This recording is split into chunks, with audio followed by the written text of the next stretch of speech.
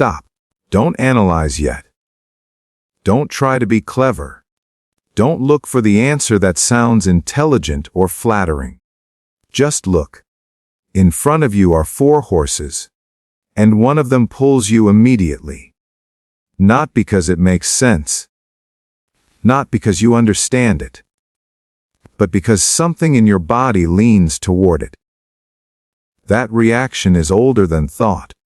Your logic didn't choose. Your gut did. There is a magnetic pressure there. Familiarity. Longing. Unease. Maybe fear. Maybe comfort. Maybe all of it at once. Hold that choice. Do not change it. Because the moment you do, you interfere with the mechanism. You turn a mirror into a performance. And this only works if you're honest. You didn't choose a horse. You revealed a structure. You exposed the internal architecture that has been running your life from the shadows. The pattern you return to under stress. The strategy you use to survive the world. The cage you built without realizing it was a cage. Most people think they know who they are.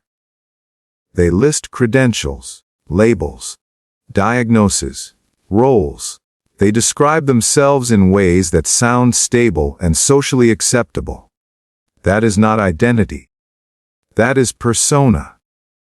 Carl Jung called it the mask. The version of you that negotiates with the world for approval, safety, and belonging. The character you learned to play so you wouldn't be rejected, punished, or ignored. The conscious mind loves this mask.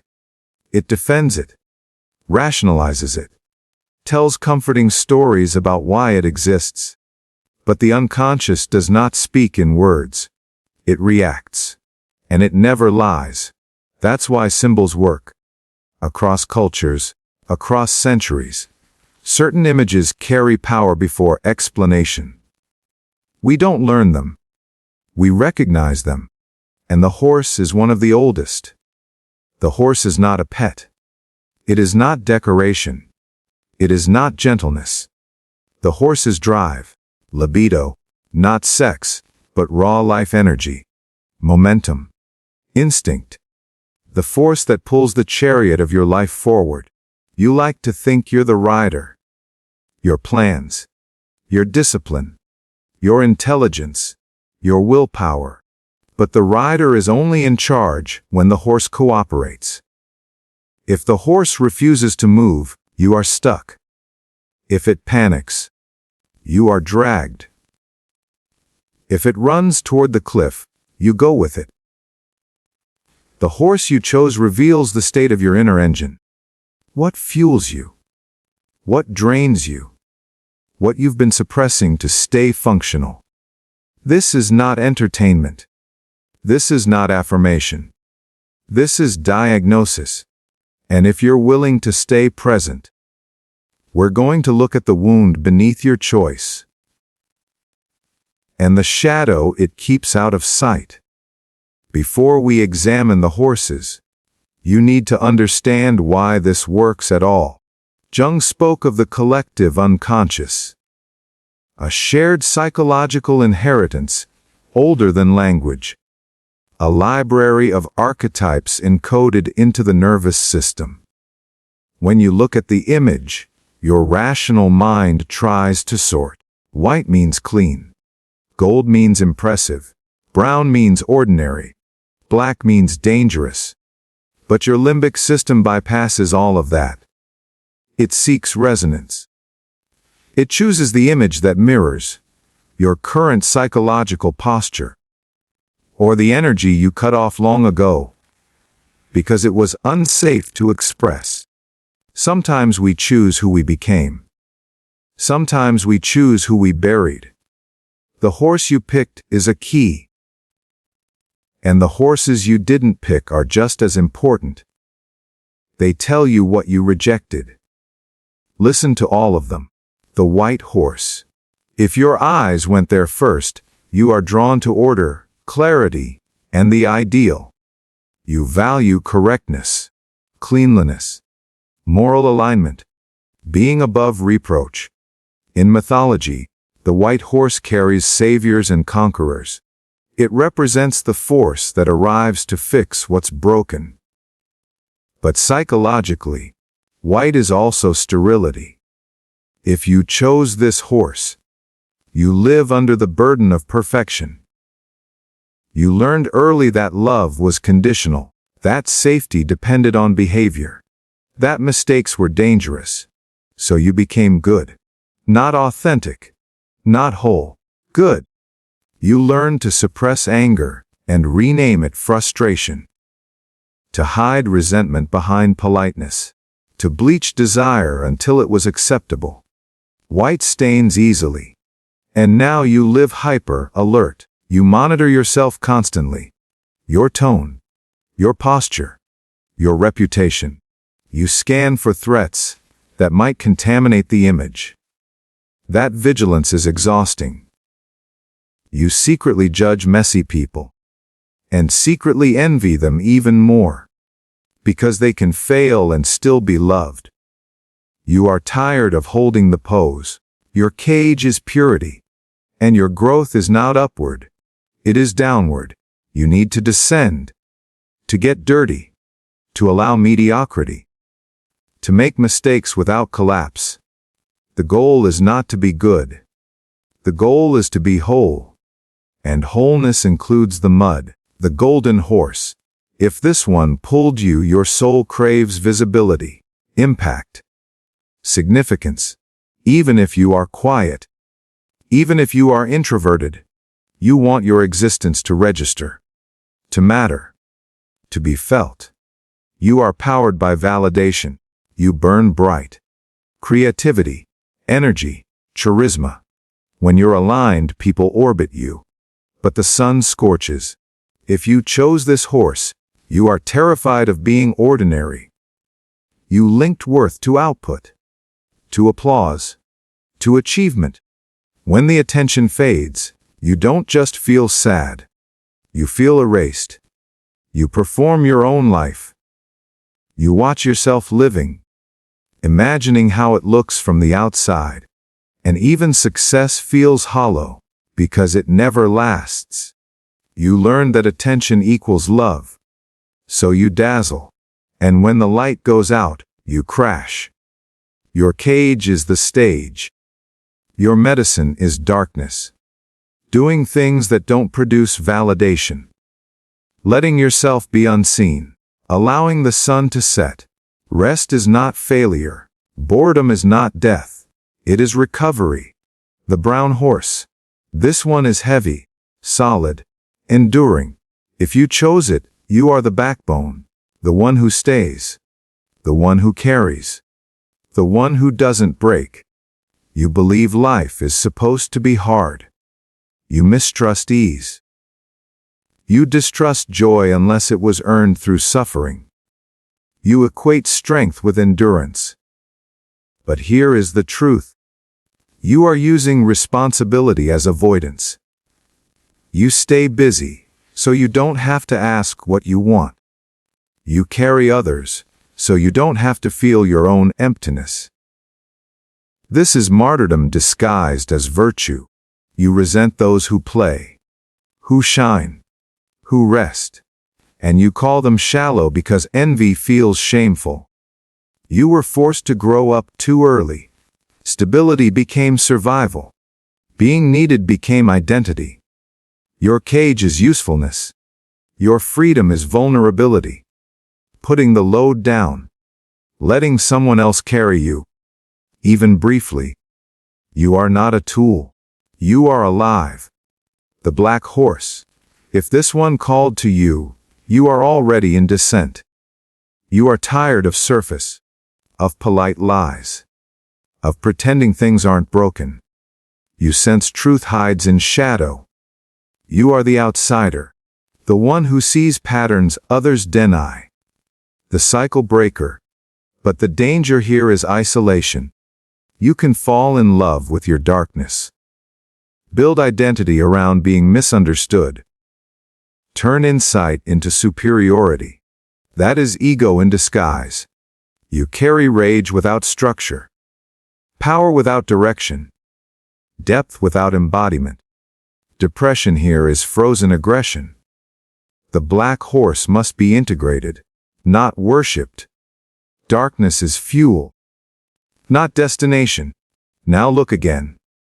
Which horse did you reject? The one you judged reveals the part of yourself you amputated. Rejected white, discipline, rejected gold, joy, rejected brown, effort, rejected black, grief. You are not one horse. You are the herd. A healthy psyche is not possession by an archetype. It is command over them. The rider knows when to summon order, when to wield charm, when to endure, when to strike. If you are stuck in one mode, you are predictable. And if you are predictable, you are controllable. The world loves boxes, labels, simplifications. Do not let them reduce you. Be disciplined and wild, kind and dangerous, grounded and magnificent. That is integration. You've spent your life polishing one fragment and calling it the whole mirror. Pick up the rest. It will cut. It will hurt. But the alternative is living at 25% capacity. Do not let the horse ride you. Take the reins. The ride is just beginning. Once you see this structure, once the image locks into place, something subtle but irreversible happens. You start noticing your horse everywhere. You notice it in how you react under pressure, in how you argue, in how you love, in how you retreat, in how you sabotage yourself, right before things begin to work. The horse shows itself when you are tired, not when you are performing. That is why most people never catch it. They are too busy managing impressions. But now that you've seen it, you cannot unsee it. Pay attention to your stress responses. When something threatens you, emotionally or socially, which horse takes control? The white horse tightens. It becomes rigid, moral, judgmental. It seeks rules, structure, certainty. It doubles down on right and wrong, because ambiguity feels like death. The golden horse flares. It seeks attention, dominance, admiration. It wants to be seen winning, even if it's losing internally. It would rather burn out than disappear. The brown horse braces. It absorbs. It says, "I'll handle it." It carries the weight quietly while resentment pools beneath the surface like groundwater. The black horse withdraws or explodes. It either cuts off entirely or leans into destruction. It would rather burn the bridge than cross it falsely. None of these responses are wrong. They are adaptations. At some point in your life, this horse kept you alive. But survival is not the same as sovereignty. Most people never make that transition. They grow older, not integrated. They age inside a pattern and call it personality. This is why people repeat relationships with different faces. Why success never satisfies. Why rest feels unsafe. Why chaos feels familiar. The horse keeps pulling the chariot in the same direction, and the rider keeps pretending it's a choice. Here is the part no one tells you. Integration does not feel empowering at first. It feels like loss. Because each horse you integrate threatens the identity you built around the others. The white horse resists black, because darkness threatens purity.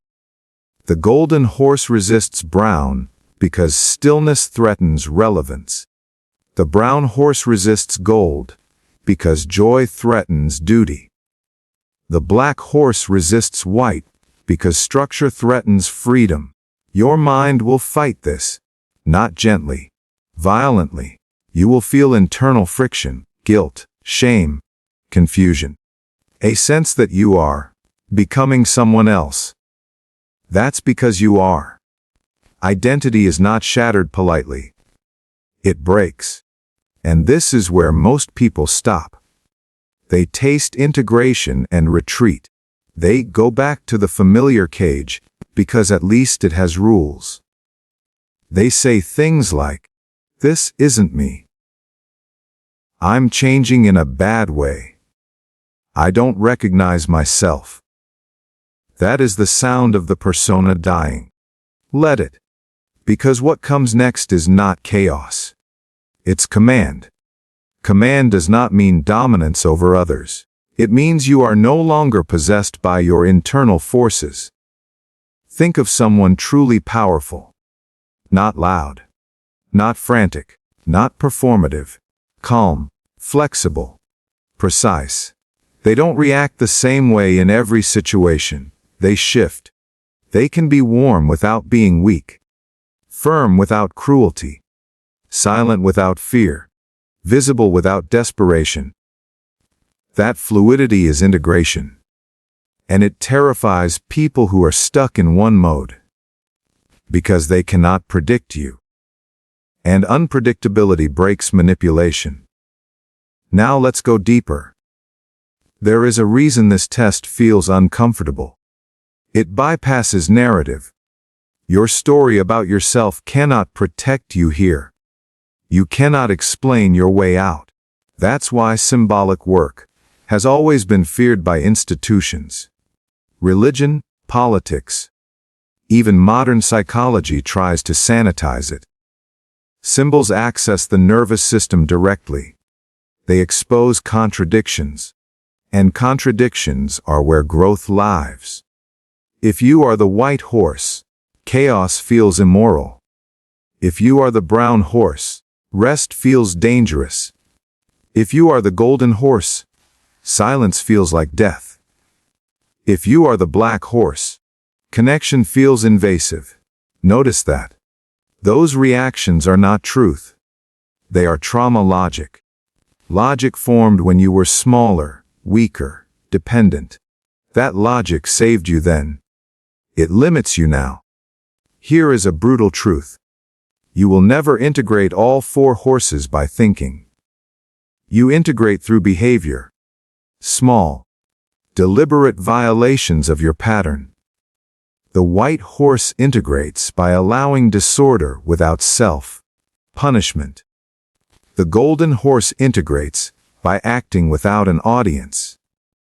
The brown horse integrates by saying no and surviving the guilt. The black horse integrates by staying when instinct says disappear. These actions will feel wrong. That is how you know they are right. Comfort is not a compass. Growth feels like betrayal, because you are betraying an outdated survival strategy. And something else happens when you begin this process. Your environment reacts. People who benefited from your imbalance will push back. The white horse's world loves your reliability. The brown horse's world loves your labor. The golden horse's world loves your energy. The black horse's world loves your mystery. Integration threatens contracts you never signed consciously. When you change, you renegotiate power. Expect resistance. Subtle comments. You've changed. You're not as fun as you used to be. You're selfish now. You're cold. You're intense. These are not observations. They are withdrawal symptoms. Because when you stop being predictable, people lose leverage. This is where the rider is tested. Will you collapse back into the horse to regain approval? Or will you tolerate the tension of becoming whole? Most people choose comfort. Not because they're weak. Because they're untrained. No one taught them that discomfort can be directional. Now let's address the deepest layer.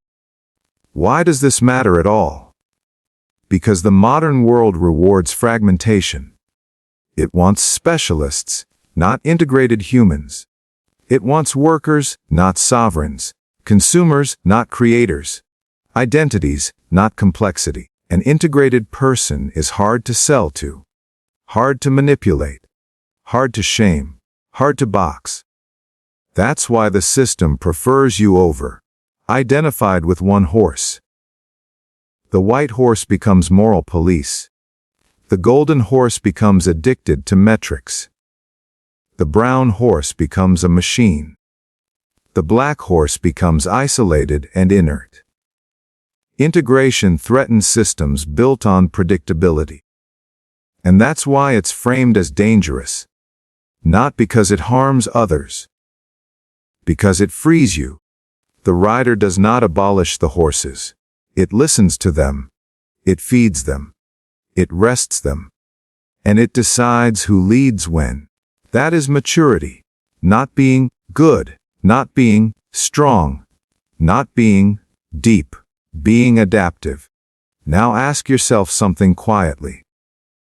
When was the last time you surprised yourself? Not with achievement. With response. When did you choose differently than your pattern?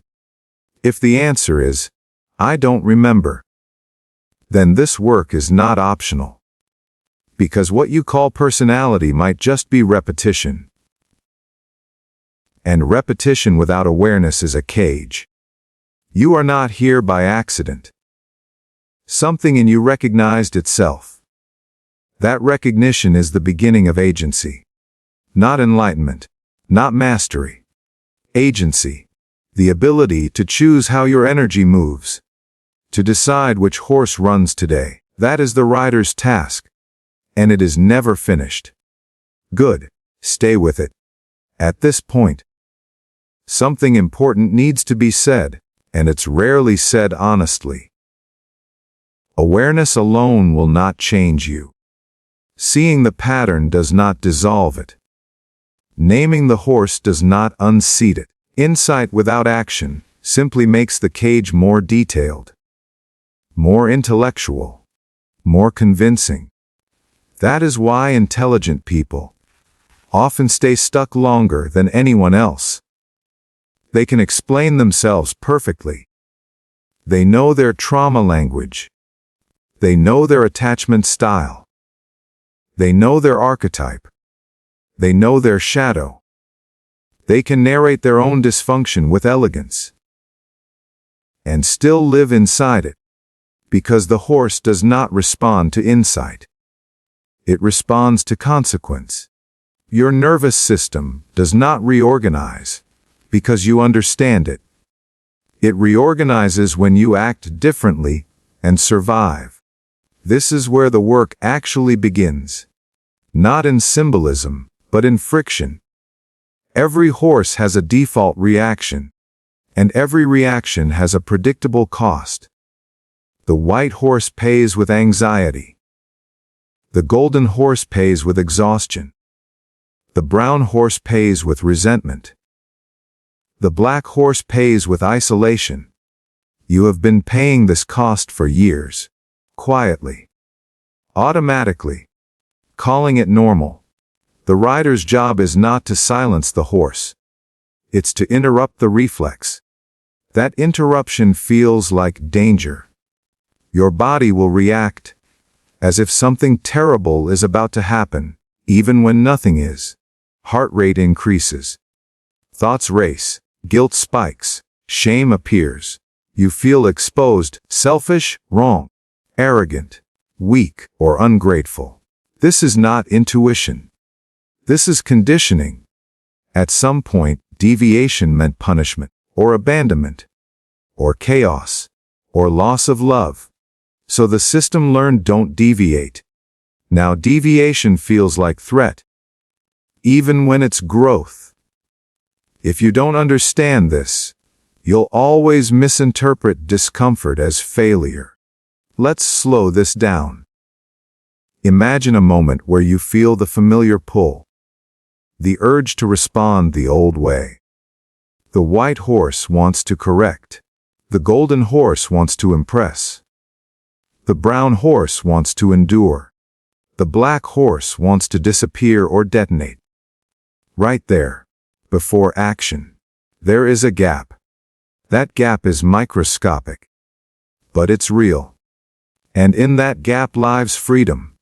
Most people never feel it because they react too fast. They live inside reflex. They mistake speed for authenticity. But authenticity is not reaction. Authenticity is choice. And choice requires space. At first, you will only notice the gap after the fact. You'll replay conversations and think, I did it again.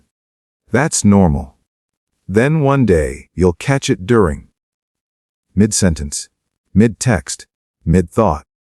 Your body will be screaming to complete the pattern. And you won't. You'll pause. That pause will feel unbearable. Like standing at the edge of something with no map. That is the rider standing up for the first time. You won't feel powerful. You'll feel clumsy, artificial, fake. That's because the pattern feels like you. But it isn't. It's just familiar. Here's another truth that stings. You are not afraid of becoming worse. You are afraid of becoming different. Different threatens belonging. Every horse is tied to a social contract. The white horse belongs by being good. The golden horse belongs by being impressive. The brown horse belongs by being useful. The black horse belongs by being untouchable. Integration risks all of that. When you stop being predictable, you stop being easily categorized. Some people will drift away. Not dramatically. Quietly. They won't argue. They won't explain. They'll just feel less comfortable around you. Because unconsciously, you remind them of a choice they're avoiding. This is where people self-sabotage integration. They feel the loneliness and mistake it for proof they're wrong. They rush back into the old role. Apologize. Overgive. Perform. Withdraw. And the world sighs in relief. You're back. But you're smaller again. You feel it immediately. A tightness. A dullness. A sense of betrayal, not from others, but from yourself. That is the cost of retreat. Now let's talk about something rarely addressed. Power. Not dominance. Not control. Psychological power. An integrated person has it, whether they want it or not. Because they are not easily hooked. They don't need constant validation. They don't collapse under criticism. They don't need to be right to feel safe. They don't need to be special to feel real. They don't need to suffer to feel worthy. That makes them difficult to manipulate. And manipulation is how most systems function. So power attracts projection. People will test you.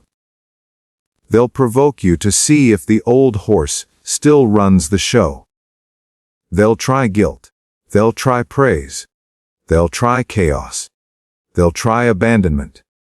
Not consciously, but reflexively. Because your change destabilizes their expectations. This is why integration requires something deeper than confidence.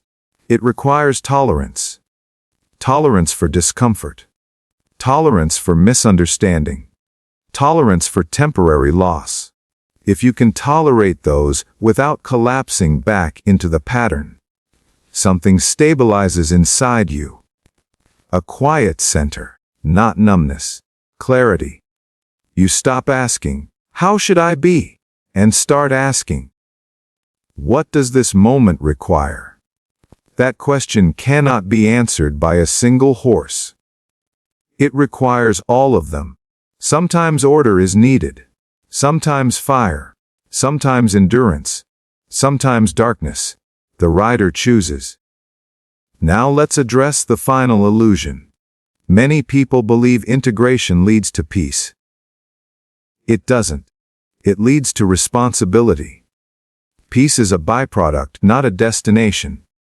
Responsibility for your energy. Responsibility for your reactions.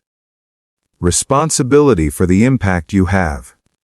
You can no longer blame your nature. You can no longer hide behind, "This is just how I am." That excuse dies with the persona. And yes, that is heavier. But it is also cleaner. Because suffering with awareness has direction. Suffering without it is just repetition. Look back at the horse you chose. Not as identity. As habit. As momentum. That horse will never disappear. It will always be strong. But it no longer gets to decide alone. That's the difference. You don't kill the horse, you train it. And training is not violent, it is consistent. Boring. Uncelebrated. Day by day. You interrupt reflex and choose response. Until one day, you realize something quietly, almost accidentally. You are no longer dragged. You are moving. And for the first time, the direction feels chosen,